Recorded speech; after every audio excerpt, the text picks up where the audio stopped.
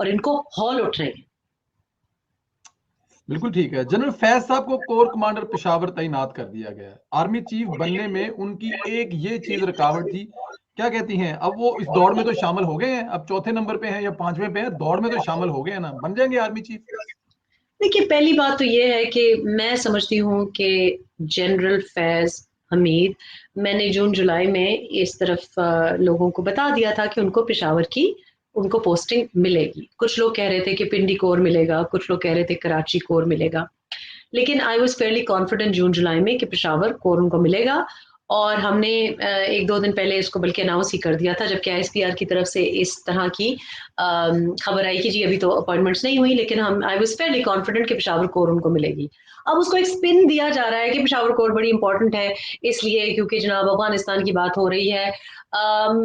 अच्छी अच्छी एक कहानी है।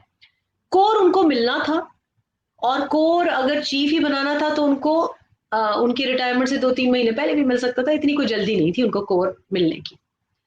मैं ये समझती हूँ, ये मेरा जाती आप प्रिडिक्शन कह लें, जाती ख्याल है कि general Faiz Hamid chief of army staff बनने नहीं जा रहे।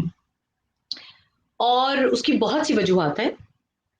एक वजह ये भी है कि ये आप मेरी इतला भी कह सकते हैं, मेरा एक अंदाजा भी कह सकते हैं, तजिया भी कह सकते हैं, और हो सकता है मैं गलत हूं, लेकिन मुझे लग रहा है कि chief of army staff general Faiz Hamid नहीं बनेंगे।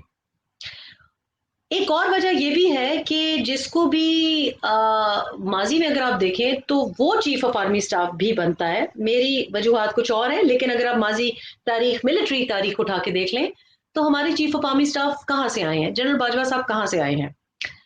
नॉर्मली आपका जिसको 10 कोर मिलती है वो चीफ ऑफ आर्मी स्टाफ बनता है, या मुल्तान फॉर एग्जाम्पल मिलती है आपको वो कोर जो कि जिसको इंपॉर्टेंट कोर समझा जाता है, जिसके नीचे 1.5 लाख मतलब बड़ी नफरी होती है, वहां से चीफ ऑफ आर्मी स्टाफ बनता है। आप माजी उठा लें, जनरल टिका खान, जनरल जिया उल हक, ये उठा के देख लें।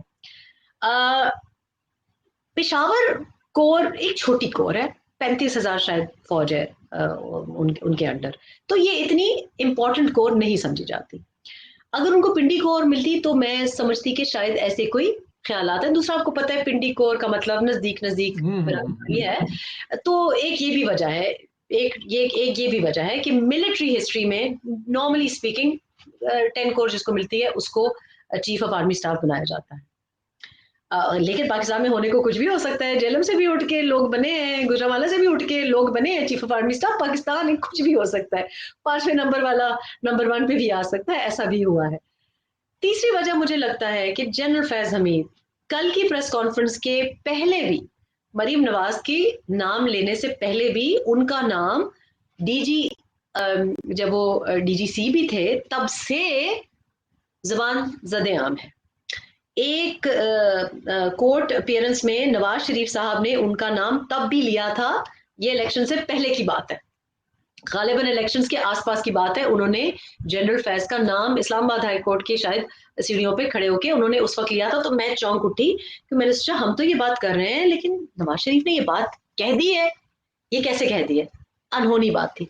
उसके बाद मुतवातर हमने जनरल फैज का नाम मुतनाज़े होते हुए देखा है 2017 से।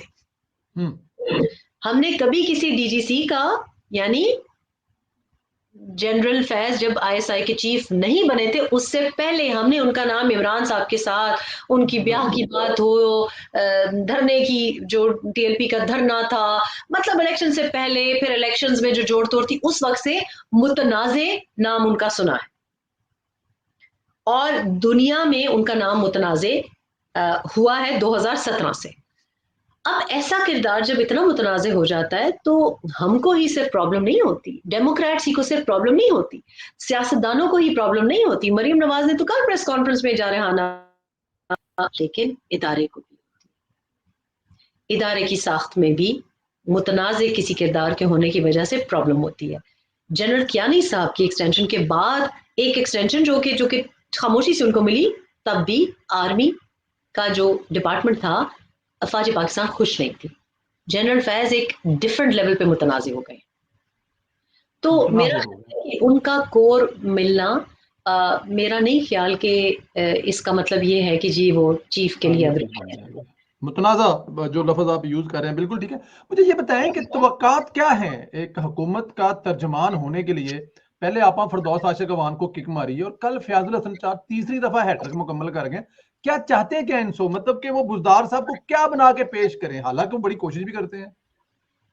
देखिए मेरा ख्याल है कि इसमें जनरल फयाजुल हसन चौहान साहब जो हैं इसमें अपनी आप उनके साथ जगह लगा गई हैं, एहतियात कीजिए थोड़ी सी प्लीज।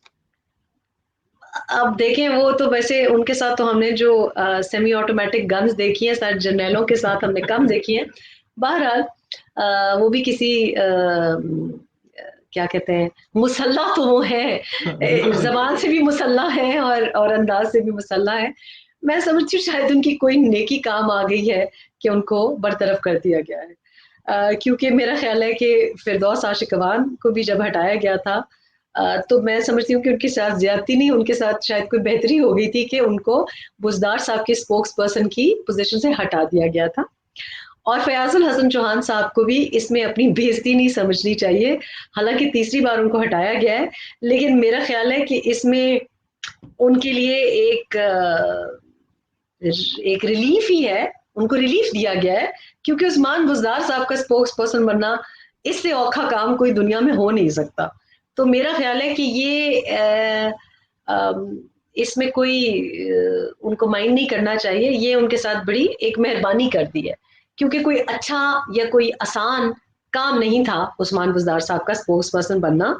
तो ये अगर उनसे कि कोई खफा हुआ है इसलिए उनको बरतरफ किया है या शायद कोई खुश है कि उनको हटा दिया गया है।